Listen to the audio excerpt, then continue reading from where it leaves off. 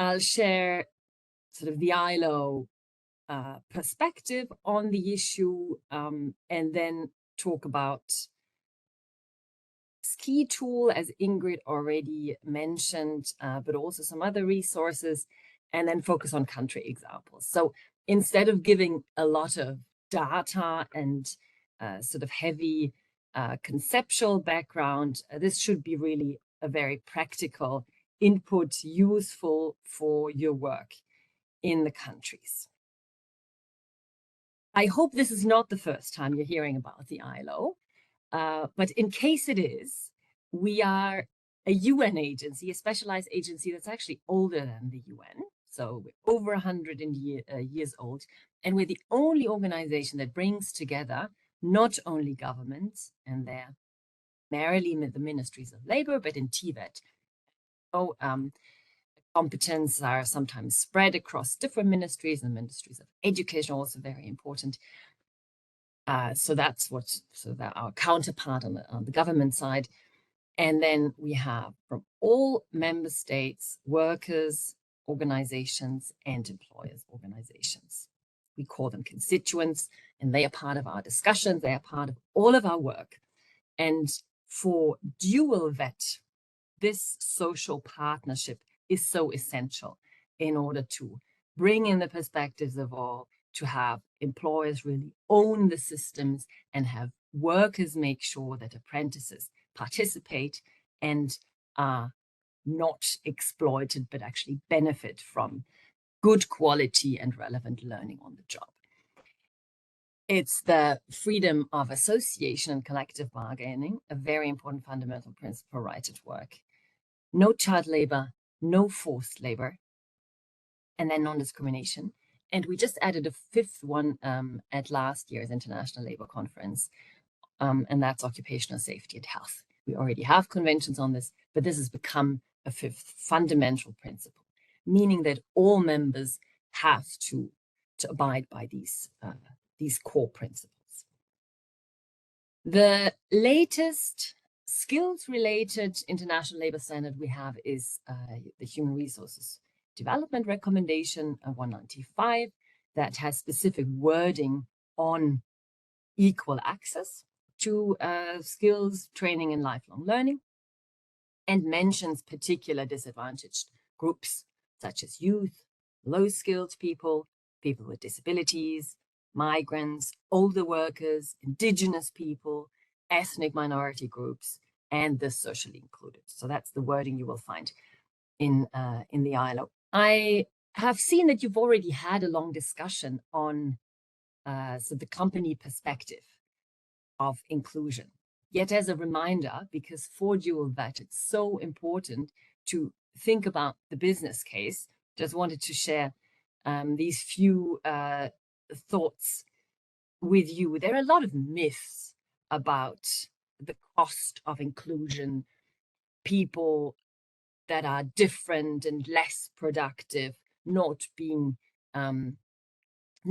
good for business. But in actual fact, we have so many studies and examples of how a diverse workforce actually helps innovation and increases an enterprise's productivity and competitiveness for a number of reasons, not only because enterprises can pick the best talent, but also because a diverse workforce gives the company a much broader perspective on what clients might need, what the customer base might be, and hence have simply more diverse ideas as well for workplace improvements inside enterprise, etc. And when we look at some of the large and successful companies, really most by now would have some diversity or inclusion strategies. And I think that speaks to itself. One conceptual slide still, but which is a nice lead over to the tool that I'll be presenting. For inclusive dual vet or inclusive TVET. We took the approach of taking sort of a pathway approach from accessing a TVET and looking at all the different stages within a training through the transition to the world of work. And if you look at any country's monitoring system and you pick a particular disadvantaged group, you will see that already at the moment of accessing programs, they will be underrepresented. They'll be underrepresented after, or we see underrepresentation of groups in the selection and of programs. And we see high rates of dropout because of the complex difficulties people face and might face in the course of the training. It might be discrimination, but it might also be simply methods that are not suitable to their particular needs. And in the transition to work, again, discrimination is a big issue, but also other barriers that need to be taken into account. And so this sort of graph shows the different stages at which different types of measures can help promote inclusion, such as recognition of prior learning in order to access something that needs to be provided throughout the whole delivery as well. But then we can think about the flexibilization of programs, offering courses at different times, having a more inclusive learning strategies and learning environments. So this is the tool. It's called Guide on Making TVET and Skills Development Inclusive for All. And it includes a self-assessment tool that can either be done individual or by a group of people. And it targets system-level actors, but also TVET practitioners at TVET centers and people from companies involved in dual vet should certainly also be able to participate and walk through the tool. It's a very simple one. It's available for free on the ILO ITC, the International Training Center website. It's called eCampus. What the tool does is it walks you through those different stages, starting overall policy and system level, and asking questions to position your own system, or if you want to apply it only to a program, which is also possible. And then you can say whether you agree little or very much with the statement in the tool. Then it goes through accessibility, selection, enrollment, potential barriers. There's also the option of saying, I don't know, but generally we're discouraged because, the better the positioning, the clearer then the result at the end. And so then what the tool does, it has those 8 areas, and for each area, you get a score and have access to additional documents and information if need be. But it helps you then sort of consider where to prioritize action. Because obviously any intervention to promote inclusion comes with some cost. Some might come with very little cost, but it's always a question of prioritizing or of deciding where to start. And so this tool, in addition to raising awareness of what the issues are and where the system might currently not have any provisions in place, it does help to prioritize. And so this leads me back to the different types of barriers that I touched upon in the beginning. We often talk about the non-financial barriers like perceptions, gender roles, exclusion and discrimination, but also, very practical issues like distance to training, lack of information, lack of awareness of training opportunities, and also very simply the formal entry requirements. But there are clear financial barriers as well related to either direct costs or indirect costs of training. And so now I'm adding a little promotion of my couch session, since I'll be talking about a new resource we have on financial mechanisms to promote inclusion, which I'll be talking about then. But in general, we need, in order to have effective, inclusive dVET systems and dual VET systems, we need a combination of both financial and non-financial instruments.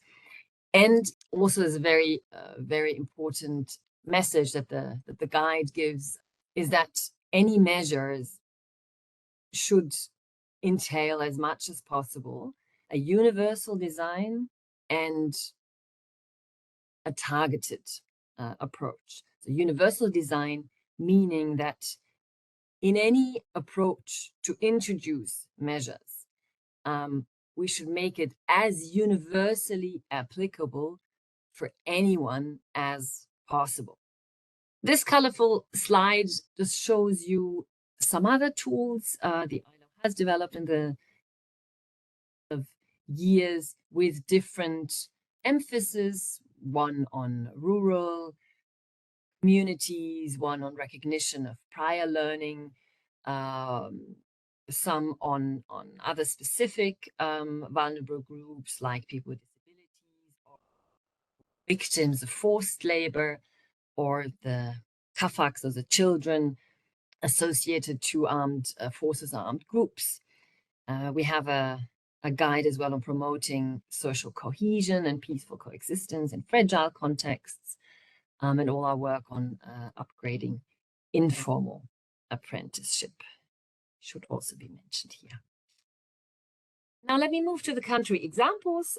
Some non-developing countries at the beginning, just to show these programs in Australia for people with disabilities that are very comprehensive and combine the pre-apprenticeship training with tutoring and mentoring of people also throughout training and apprenticeship training. And in Canada, a very nice example of 9 construction unions that got together to promote the inclusion of Indigenous adult learners in apprenticeship, and because they don't comply with the formal admission criteria, they've introduced pre-apprenticeships. So this is an ILO example from Mauritania, the so-called chantier école approach, where people are trained while they do public works. So it's primarily construction sector work, but people obtain a certificate at the end of this work experience, which is dual because they receive additional training as well off-site. And it's a combined targeting of refugees and host communities. These examples are from other sectors, but in a similar spirit. So we're bringing refugees and host community youth together in the tourism sector and welding, or also ready-made garment, to learn in dual quality apprenticeship programs in local. In Kenya, we have worked with the Kenya Technical Teacher College to bring these social cohesion dimensions into the regular teacher training curriculum. On the one hand, from the refugee inclusion perspective, but anyone who knows Kenya, there are a lot of ethnic cleavages as well in the country. So the idea is to strengthen the capacity of teachers and trainers to have a peace promotion role and turn sort of dVET centers really into into peace hubs that promote inclusion and cohesion. Some recognition of prior learning examples from Jordan and the refugee community, where RPL program leads or led to work permits for the Syrian refugees, and we've done some case study as well that that looked at the it had in Tanzania. The recognition of prior learning program addresses people in the informal economy, so apprentices, but also master craftspeople who've learned their skills through informal apprenticeship, and they receive free upskilling courses as well, which acts as a good motivator. Now, my last slide, takeaways. What would I like you to, to remember from this? Inclusion needs awareness of people. So it's important to bring people around the table and, well, look at the data they have. So improve their own monitoring systems as well to understand where the issues are, and sort of brainstorm around the barriers and how to overcome them. Building on people's existing skills, earning while learning, learning-centered approaches are certainly critical for targeted approaches, flexible delivery, and last but not least, engaging workers and employers organizations, making them partners in our joint promotion of social inclusion is very critical. Let's have a look at the chat box. Maren is asking, have you included a gender dimension in your social cohesion programs? How have you addressed double discrimination? Well, I haven't talked much about intersectionality, but indeed, it's a very important